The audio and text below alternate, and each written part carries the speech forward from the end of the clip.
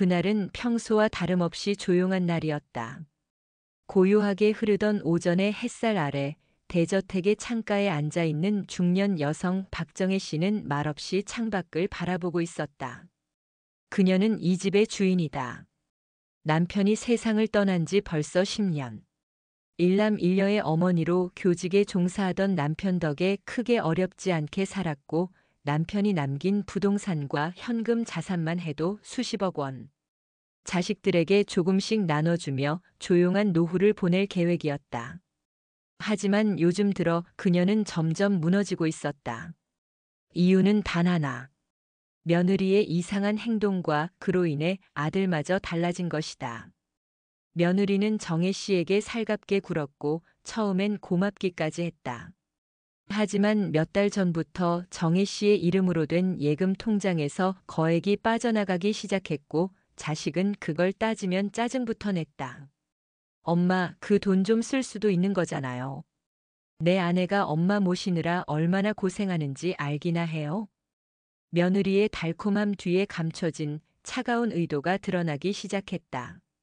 그리고 마침내 충격적인 한마디가 정혜 씨의 귓가를 때렸다. 어머니, 유언장 정리해 두셔야죠. 혹시 모르니까요. 그 순간 정혜 씨는 이상한 예감을 지울 수 없었다. 자신이 점점 사라지고 있다는, 아주 조용하게 천천히 무너져 간다는 끔찍한 느낌. 그녀는 결심했다. 며느리에 대해 알아보기로. 그리고 그 결과는 그 누구도 예상하지 못한 진실이었다.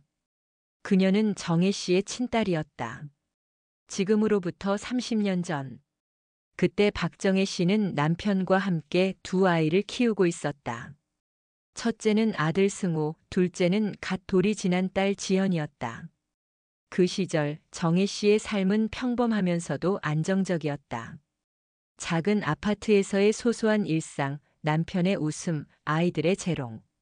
하지만 어느 날 모든 것을 송두리째 뒤흔드는 사건이 벌어진다. 그날은 장마가 시작된 6월의 어느 날이었다. 비가 퍼붓는 와중에 정혜 씨는 남편의 병원 진료에 잠시 다녀오기로 했다.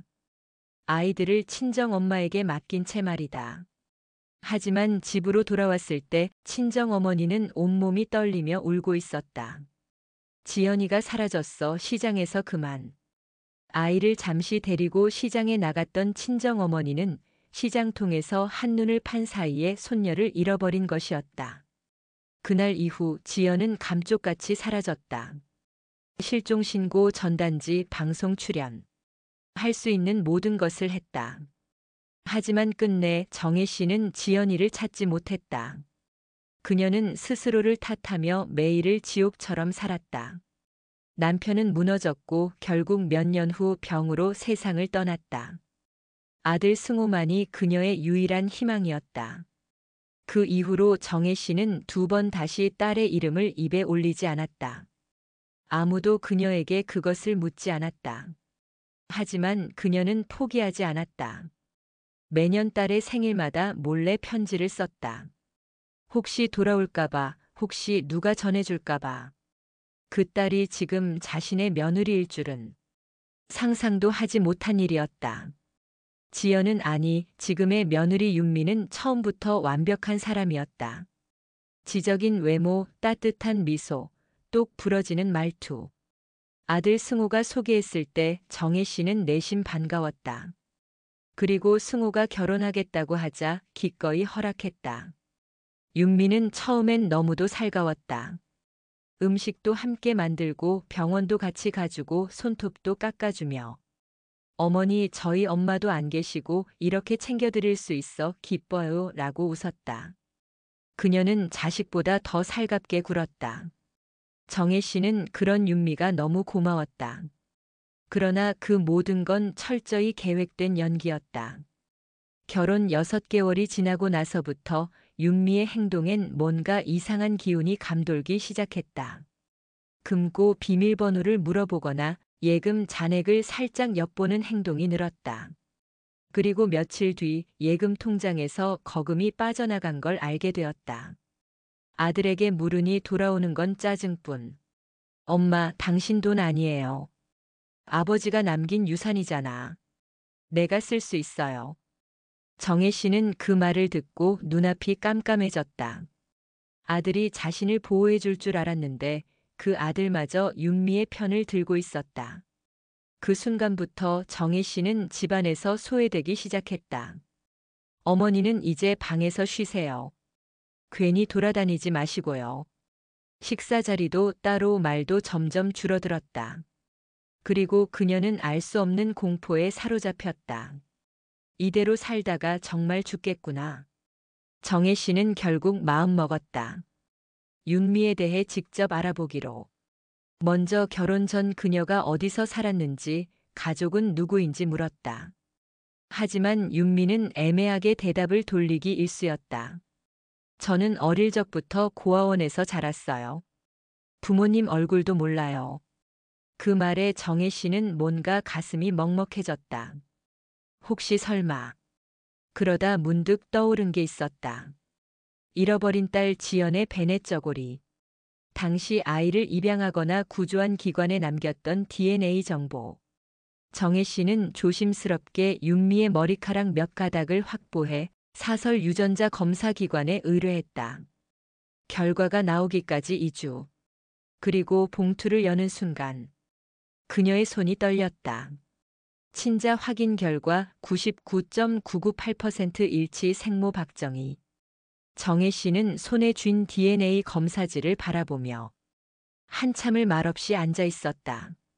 그동안 자신에게 살갑게 다가왔던 며느리. 그녀가 바로 30년 전 시장에서 사라졌던 자신의 딸 지연이었다니. 놀라움과 기쁨 그리고 왠지 모를 두려움이 한꺼번에 밀려왔다. 하지만 무엇보다도 그녀의 마음을 짓누른 감정은 죄책감이었다. 내가 내 딸을 못 알아봤다니. 정혜 씨는 다시 결과지를 들고 떨리는 손으로 편지를 한 장 써내려갔다. 딸에게 직접 사실을 알리기엔 두려웠다. 하지만 이대로 가만히 있을 수는 없었다. 며칠 뒤 윤미는 아침 식탁 위에서 편지 한 통을 발견했다. 윤미야, 꼭 읽어주렴. 이건 내게 들려주고 싶은 너무 늦어버린 이야기란다. 정혜 씨는 편지에 담담하게 자신이 30년 전 너를 잃었던 날의 이야기부터 DNA 검사 결과까지 상세히 적었다. 편지를 다 읽은 윤미는 그 자리에 주저앉아 한참을 울었다. 그녀는 알고 있었다. 자신이 고아였다는 건 진작에 알았고 어릴 적 단 한 번 본 아련한 기억 속의 여자가 늘 떠올랐다. 그 여자가 바로 박정혜 씨였던 것이다. 윤미는 마음이 찢어졌다. 모두 우연이라 믿고 싶었지만 결국 운명처럼 얽힌 이 관계. 그날 저녁 윤미는 조용히 정혜 씨의 방문을 열었다. 눈가엔 이미 눈물 자국이 가득했다. 어머니, 아니 엄마. 정혜 씨는 아무 말 없이 딸을 끌어안았다. 그렇게 두 사람은 30년 만에 재회했다. 눈물과 후회의 포옹. 하지만 기쁨도 잠시였다. 이 사실을 아들 승호는 가장 늦게 알게 됐다. 정혜 씨는 조심스럽게 이야기를 꺼냈다. 승호야, 너희 윤미 내 동생이야, 지연이야. 하지만 아들은 오히려 분노했다. 무슨 말이야 그게? 우리 결혼했어. 아이도 생길 뻔했는데. 정혜 씨는 숨이 멎을 것 같았다. 그녀는 두 사람이 아이를 가지려 했다는 말을 지금 처음 들은 것이다. 그럼 왜 그랬니? 너 다 알고도 그런 거야? 승호는 고개를 돌렸다. 잠시 정적이 흘렀다. 그리고 그가 입을 열었다. 알고 있었어. 몇 달 전에 윤미가 실수로 입양 전 서류를 흘린 걸 봤어. 그리고 그걸 추적했지. 놀랍게도 엄마 딸이더군. 정혜 씨는 머리를 감싸쥐었다. 그런데 그보다 더 충격적인 말이 이어졌다. 그래서 난 더 좋았어. 우리 집 재산이 결국 우리끼리 도는 거잖아. 엄마가 죽으면 다 우리 거야. 정혜 씨는 그 말을 듣고 그대로 쓰러졌다. 다음 날 아침. 승호는 모른 척했다. 윤미도 말이 없었다. 그날 이후 집안의 공기는 더욱 싸늘해졌다. 윤미는 정혜 씨에게 자주 다가가려 했지만 승호는 그녀를 점점 더 통제하려 들었다. 이제 엄마랑 가까이 지내지 마. 넌 이제 내 아내야. 엄마보다 나를 먼저 생각해. 윤미는 갈등에 빠졌다. 정혜 씨는 자신의 친어머니. 하지만 자신은 승호의 아내. 이미 엉켜버린 관계는 이제 어디로 풀어야 할지 알 수 없었다. 그러던 어느 날, 윤미는 깊은 고민 끝에 이혼을 결심한다. 승호 씨, 우린 여기까지예요. 승호는 미친 듯이 화를 냈다. 내가 너를 어디서 주워왔는 줄 알아? 고아원에서 꺼내줬다고. 너 같은 건 나 없었으면. 그 순간이었다. 윤미의 손이 올라가 그의 뺨을 세차게 갈랐다. 내 엄마에게서, 내 가족에게서 나를 떼어놓은 건 너야. 널 사랑했지만 더는 참을 수 없어.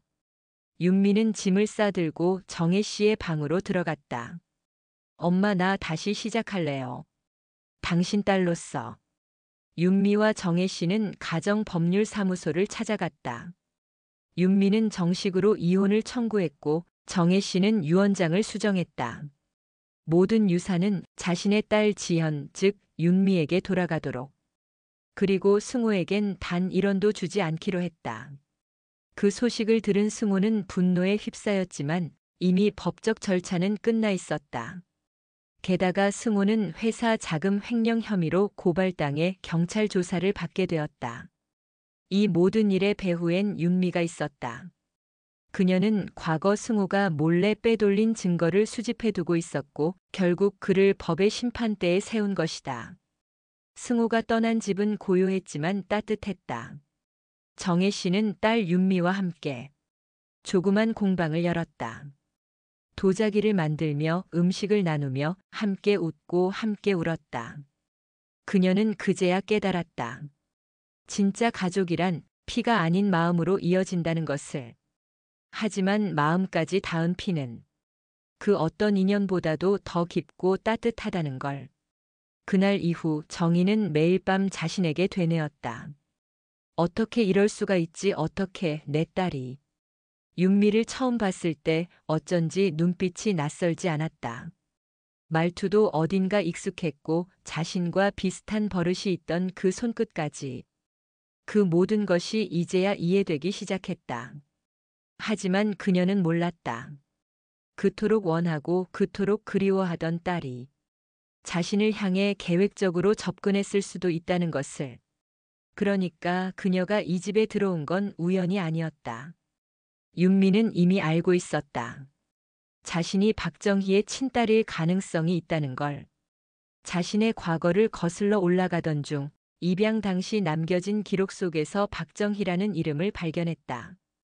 너무 흔한 이름이었기에 확신할 순 없었지만 한 장의 사진이 모든 걸 바꿨다. 사진 속 여인. 어린 시절 단 한 번 기억에 남은 그 얼굴이었다. 엄마. 그날 이후 윤미는 복잡한 감정에 휘말렸다. 찾고 싶지 않았다. 왜냐면 버림받았다고 믿고 있었으니까. 그녀는 세상에 홀로 던져졌다. 입양된 집에서 학대를 받고 다시 고아원으로 돌아온 후 20살 무렵부터는 거리에서 스스로 살아남아야 했다. 그녀가 믿을 수 있었던 사람은 오직 자신뿐이었다. 그런 그녀가 그토록 애타게 찾던 엄마의 삶이 너무도 편안해 보였다는 사실이 용서할 수 없었다. 그녀는 스스로 다짐했다. 그래, 당신의 삶에 내가 들어가 줄게. 그 평온함을 내가 깨트려 줄게. 하지만 복수는 그렇게 간단하지 않았다. 정혜 씨는 윤미를 진심으로 사랑해줬다. 며느리로서가 아닌 그저 사람으로서. 그녀를 아끼고 그녀에게 마음을 줬다. 윤미는 점점 헷갈리기 시작했다. 이게 정말 복수였을까? 한편 정혜 씨의 아들 승호는 점점 괴물이 되어가고 있었다. 처음엔 단순한 권위적 남편이었다. 그러다 조금씩 윤미를 통제하려 들었고 그녀의 옷차림, 말투, 외출까지 제한하기 시작했다. 넌 내 말만 들으면 돼. 우리 집에 들어왔으면 나한테 복종해야지. 그의 말투엔 사랑이 없었다. 사랑 대신 소유욕과 위협이 가득했다. 정혜 씨는 그런 아들의 변화를 눈치채기 시작했다. 그리고 어느 날 지하 창고에서 우연히 본 서류 한 장은 그녀를 충격에 빠뜨렸다. 그 서류는 윤미의 과거 입양 기록이었다. 이름 박지현, 출생지 서울구, 생모 박정희. 숨이 멎을 것 같았다. 정혜 씨는 자신이 너무 늦게 알아챘다는 사실에 무너졌다. 눈앞에서 자신이 낳은 딸이 아들의 아내로 살아가고 있었다. 그 사실 하나로도 숨이 막히는데 더 큰 공포는 윤미가 이 모든 걸 알고 접근했을지도 모른다는 사실이었다. 그녀는 밤새 고민했다. 이걸 어떻게 해야 하나? 진실을 말해야 할까? 아들에게? 아니면 윤미에게? 다음 날 정혜 씨는 윤미에게 조심스럽게 물었다. 지연아, 아니 윤미야. 너 혹시 내가 누구인지 알고 있었니? 윤미는 잠시 침묵하더니 고개를 끄덕였다. 네, 알고 있었어요. 정혜 씨의 눈에서 눈물이 쏟아졌다. 그럼 왜 아무 말 안 했니? 왜 이런 식으로 들어왔니? 윤미는 눈을 피하지 않았다.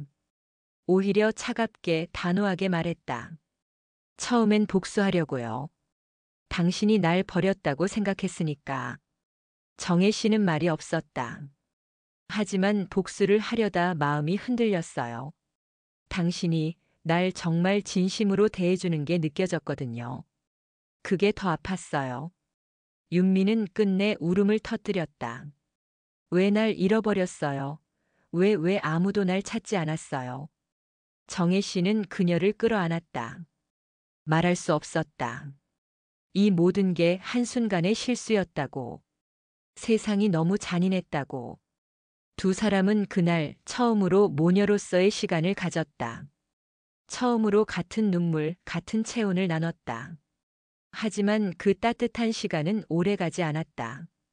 승우가 그 장면을 목격한 것이다. 비 오는 새벽 정희는 잠에서 깼다. 가슴이 답답했다.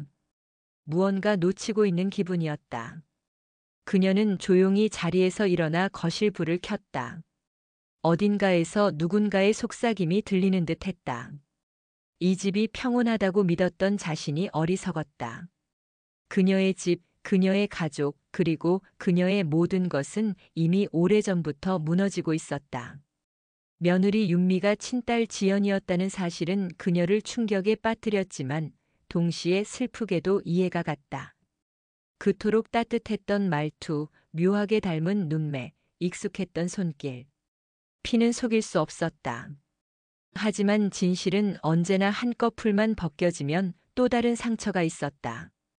윤미가 이 집에 들어온 이유, 그건 단순한 인연이 아닌 의도된 접근이었다는 것을 정희는 직감하고 있었다. 윤미는 혼란스러웠다. 복수하려 했다. 세상을 원망했고 낳기만 하고 버린 줄 알았던 어머니에게 분노했다. 그 분노를 품고 이 집에 들어왔다. 하지만 그 안에서 본 건 자신을 그리워하며 살아온 한 여인의 쓸쓸한 삶이었다. 매년 자신 생일에 썼던 편지들, 딸을 잃은 죄책감으로 살아온 흔적들. 그녀의 분노는 혼란이 되었고 혼란은 죄책감으로 변했다.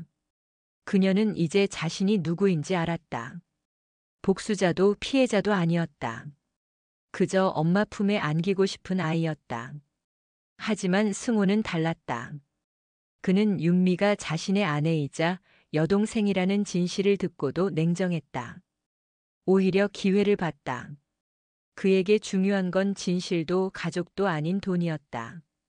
유산. 아버지가 남긴 수십억의 자산. 그것만이 그에게 의미 있었다. 엄마, 당신은 이제 쓸모없어. 윤미도 내 아내야. 동생이든 뭐든 이제 와서 바뀌는 거 없어. 정희는 충격의 말을 잃었다. 그녀가 아끼고 믿었던 아들은 이미 사람이기를 포기하고 있었다. 그러던 어느 날 윤미는 정희의 손을 잡았다. 엄마, 나 이 집 떠날래요. 정희는 눈을 크게 떴다. 무슨 소리니? 이제 찾았는데 왜? 윤미는 눈물을 삼키며 고개를 저었다. 여기 있으면 더 이상 사람처럼 살 수 없을 것 같아요. 승우 오빠는 아니, 그 사람은 날 사랑한 게 아니었어요. 이용한 거예요. 그녀는 승우가 자신 몰래 정희의 명의로 된 부동산을 담보로 대출을 시도한 서류를 보여줬다. 그리고 정희의 인감 도장을 몰래 복사해 놓았던 증거도. 그 사람은 유산을 노리고 있었어요. 그리고 난 그 수단일 뿐이었어요. 정희는 눈을 감았다. 뜨거운 눈물이 양쪽 뺨을 타고 흘렀다. 그날 밤 정희는 유언장을 바꿨다. 전 재산의 100%를 친딸 박지현에게 상속한다는 내용으로. 그녀는 더 이상 흔들리지 않기로 했다. 며칠 후 정희는 승우를 불렀다. 너 이 집에서 나가라. 뭐라고? 너는 더 이상 내 아들이 아니다. 승우는 웃으며 말했다. 유산 때문에 이러는 거야? 내가 다 알아봤어. 윤미, 걔 진짜 내 딸 맞는지 어떻게 알아? 그 여자 계획적으로 접근했잖아. 정희는 조용히 서랍에서 DNA 검사서를 꺼냈다. 그리고 말없이 그의 앞에 내밀었다. 그 순간 승우의 얼굴에서 피가 가셨다. 그리고 그가 꺼낸 말은 상상도 못할 말이었다. 좋아. 그럼 이 집 날려버리면 되겠네. 그는 다짜고짜 부엌으로 향했다. 가스 밸브를 건드리려는 순간 윤미가 뛰어들었다. 하지 마. 승우는 그 자리에서 붙잡혔다. 이미 경찰이 호출되어 있었다. 윤미는 정희에게 말하지 않았지만 며칠 전부터 승우의 이상 행동을 대비해 몰래 녹음과 증거 확보를 시작했던 것이다. 결국 승우는 유산 갈취와 살해미수 미수 혐의로 구속되었고 언론에까지 보도되며 세상을 떠들썩하게 만들었다. 정희는 남은 시간 동안 딸과 함께 작은 시골 마을로 내려갔다. 둘은 함께 밥을 지어 먹고 장을 보고 꽃을 키우며 늦게 찾은 삶을 하나씩 채워갔다. 윤미는 매일 아침 정희에게 따뜻한 차를 내어주었다. 그리고 작은 미소를 건넸다. 엄마, 오늘은 우리 뭐 만들어요? 정희는 대답했다. 오늘은 우리가 못 만들었던 가족이란 걸 만들어 보자. 이제 두 사람의 시간은 시작이었다.